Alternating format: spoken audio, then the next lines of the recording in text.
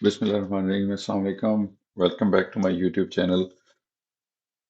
Today we are going to continue this series of videos for ORCA software, and this is probably the most awaited video, which I got a few comments about as well. Like people wanted to use ORCA to draw the electrostatic potential maps, and here we are to learn about the electrostatic potential maps with ORCA. So I tried, but wasn't very successful with the previous versions. But thanks to ORCA, that in the latest release, that is 6.1, they have given the option to use the electrostatic potential maps and to produce the cube files that can be read and used by any software that can read a cube file like GaussView, VMD, GabEdit, and so on. So today we'll learn how to set up a calculation file for using the electrostatic potential maps.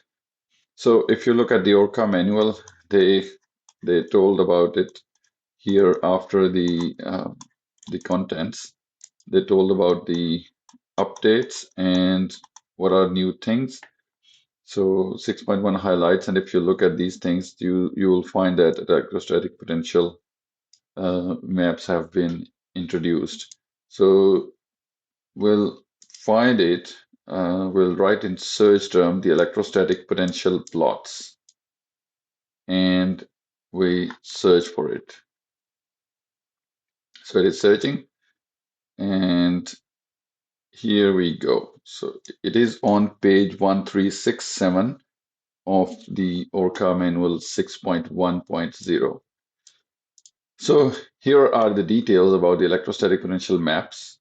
But before going into that, I'll introduce you to the input file. Like we need the input file structure. So I have made an input file for a simple methyl iodide molecule, which um, which is a very small molecule and can easily be calculated. So if I open its file, we'll see it, the coordinates of CH3I and then some other basic stuff. If you want, you can also use GabEdit for this purpose, which I told you in the previous video. So if you go to File, Open, and we go to the file, it shows it up here. And if you want to see its geometry, you click the Draw Geometry and it will draw the geometry for you. So you're confirmed now that this is CH3I. I'll just close it up because I like working with the Notepad++, and we really don't need to go to any software tool for this. So basically, the calculation is using 1000 MB per processor memory, 6 processors, which are available on my PC, and then the title. This is the route card now. So you can use any functional, whatever you want, a basis set. I'm optimizing the molecule. Even if you optimize or just run the single point energy, uh, you can still make the ESP plots. And no auto start keywords, just to tell ORCA not to auto start if you find any similar GVW file. And then we'll use this word keep density to keep the electronic density in the densities file, which we can use for plotting the electron density and then electrostatic potential map on top of it. So it's very basic input. And then we have the XYZ coordinates of our molecule. So now we'll run the molecule and let's run it in ORCA. So here I have ORCA. So I'll just run it. You know that we have to call the full path of ORCA to run parallel calculations. And then I'll actually write this one.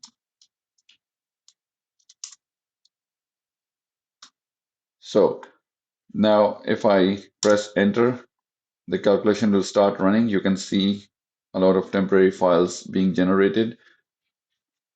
And yeah, in the meantime, if you want to run the calculation on ORCA for Windows, you can do it. If you want to run it for on a high performance computer, whatever setting you have.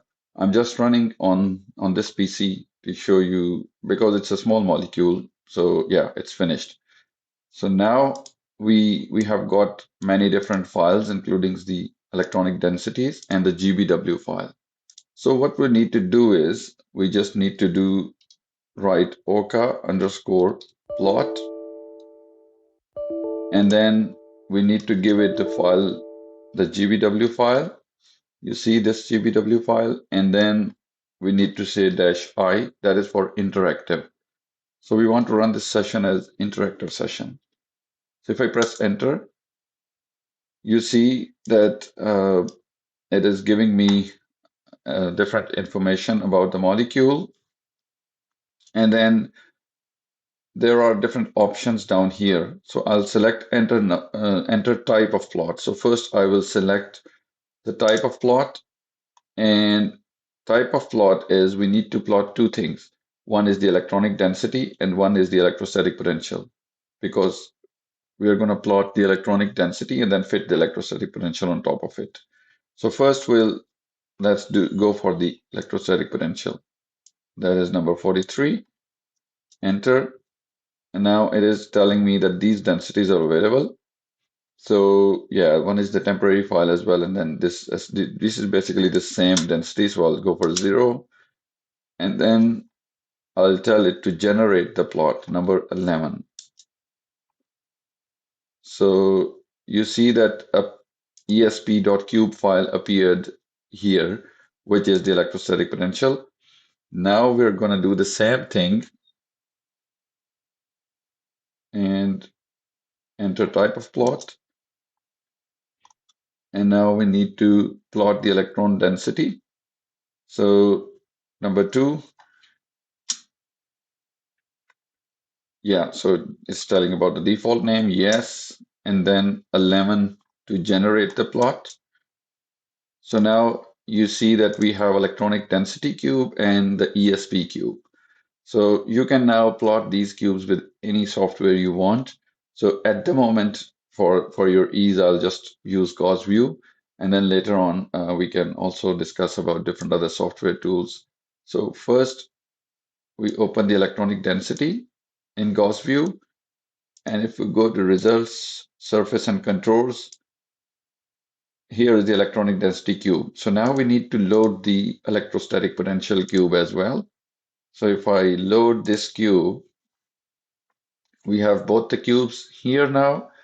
And if we want to now plot the mapped electrostatic potential and click OK, you see we've got the electrostatic potential map using ORCA software, which is really cool. So this way you can generate these cubes, and these cubes can be opened in many different software tools, including VMD, which is free, and you can generate the electrostatic potential maps using ORCA. And if you want to use any other density like MP2 or any other, then you can use it in your input file, and then later on, while selecting density, you can select it here, and then you can even plot MP2 densities or any other. So that was all about generating electrostatic potential maps using ORCA, and I hope you would have liked the video. I'm going to make more videos about generating the cubes for molecular orbitals, HOMO, LUMO, and other stuff very soon. And yeah, we're just wait for the next videos. And in the meantime, you can subscribe to the channel so you can get updates when the new video is released. And if you have any questions, just put in the comment section and I'll try to get back to you as soon as possible. Thank you very much for watching. Bye bye.